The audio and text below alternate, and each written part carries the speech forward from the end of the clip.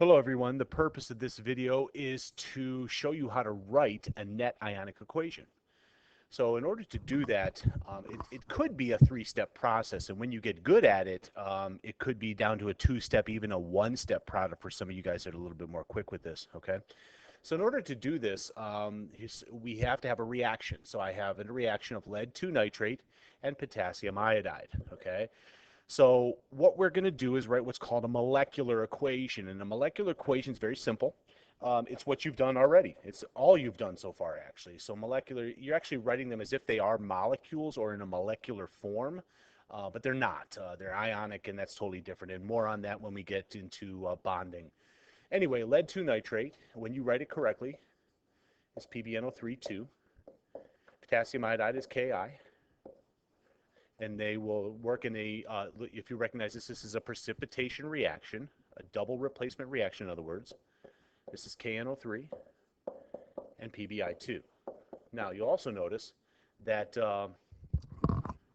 I'm sorry, not notice, but let me tell you, you do have to balance these. These are equations that you do have to balance. In order to balance these, in order to make this work correct, you're going to put a 2 in front of the Ki and a 2 in front of the KNO3. That should take care of it. So we've just written a molecular equation and balanced it. You've done that up for many times for me and for others. So what we're going to write now, and this is the step you could probably skip once you get good at this, you're going to write what's called a complete ionic equation, okay? Now, according to our solubility rules, let's go back real quick, and I'm going to write in red. You need to write the states of matter. This is highly aqueous because there's nitrate in there. This is highly aqueous because it has a group 1 metal in there. This is highly aqueous because it has a group 1 metal in here, and here's your solid precipitate. This is your insoluble precipitate. That's the key here, okay? We want to keep our eye on PBI2. Now, the way this works, for a complete ionic equation, you're going to write everything as if it's ions when they're ions, okay? So anytime you see aqueous, those are things that have not combined, or they're swimming around in water as separate ions. In other words, you're going to take the PbNO3, 2, and split it, okay? So if you have Pb, that's 2 plus. Now, you can write aqueous. I'll write that in there. It gets a little bit tedious to do that. But now watch, guys, you have 2 NO3s. So you have to write 2 NO3. Just be careful. That's a little tricky, okay? The Ki will split apart. There's 2 of them, though. And there's also 2 I's. Be careful. Okay? Split apart the KNO3. There's 2 of each.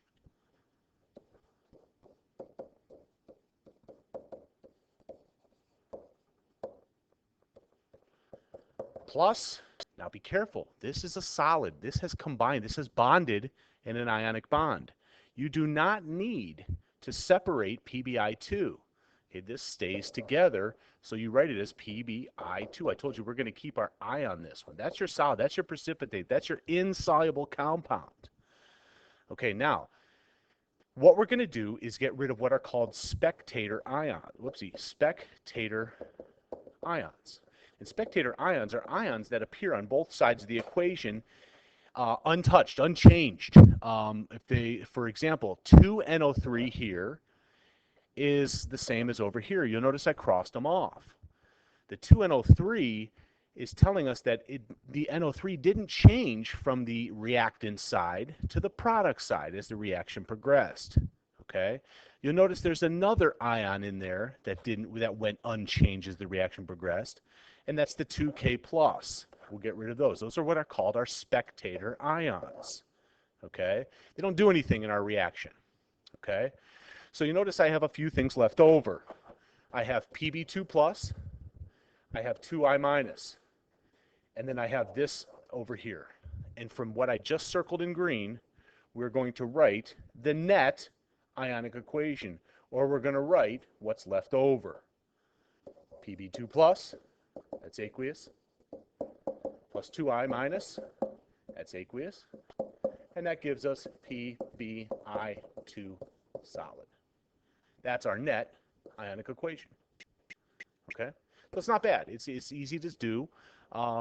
Again, that middle step, the complete ionic equation, is if you get good at this, you can skip that step. Okay?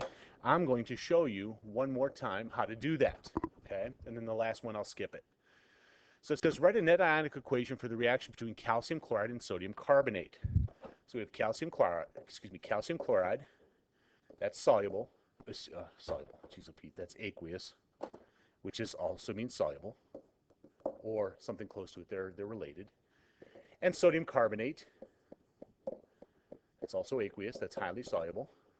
And that gives us NaCl, that's table salt, that's very soluble, and calcium carbonate. Now I use my solubility rules, that is your precipitate, okay? So here we go. If you were to, actually, let me show you both ways, okay? Let's write in a complete ionic equation, okay? So anything that's aqueous gets separated into the ions. Now, I'm going to do this quick, and I'm just going to assume that these aqueuses still are there. Or is that aquei? I don't know.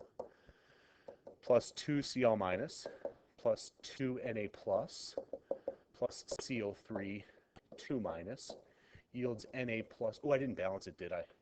Done. 2Na plus 2Cl minus plus CaCO3. That's our solid. Let's keep that one. That one, again, we got to keep our eye on. Let's get rid of our spectator ions, ions that appear as the same on both sides. You'll also notice, guys, spectator ions never, let me say it again, spectator ions are never in our precipitate. That's what makes this a little easier to skip this step. So 2Na appears on both sides, get rid of them. 2Cl minus appears on both sides, get rid of them. You're left with this plus this yields this. To write your net ionic equation, you have Ca2 plus CO3 2 minus yields CaCO3. Okay, that's your net ionic equation in this box. Okay, now, how do you make this thing more simple? This is what I would do. I would take everything you have here, start off with your molecular equation, okay? Identify the precipitate. This is your precipitate. I would write that as your precipitate. So I'm skipping the complete ionic equation here. I'm going right to the net ionic equation, okay? And what I do is I take this cation and this anion and write them as a cation and write this as an anion. Notice they're the exact same, it's the exact same answer, okay? Now, just be careful, for example, and I'll end the video here.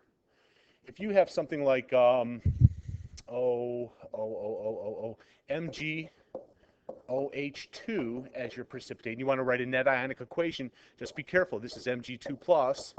This is 2OH minus, the 2.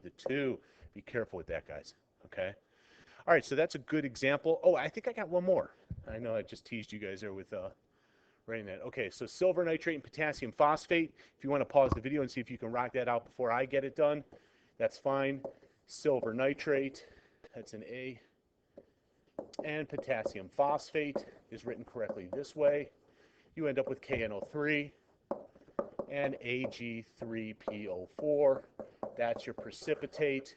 And if you're going to do it the quick way, you write Ag3PO4, solid, and you write the parts to that, which is 3Ag plus PO4, 3 minus. If you really want to get technical, you put the AQs in there, and that's your net ionic equation. Very simple, okay? That's all I got. If you have questions, feel free to ask, email, send them my way.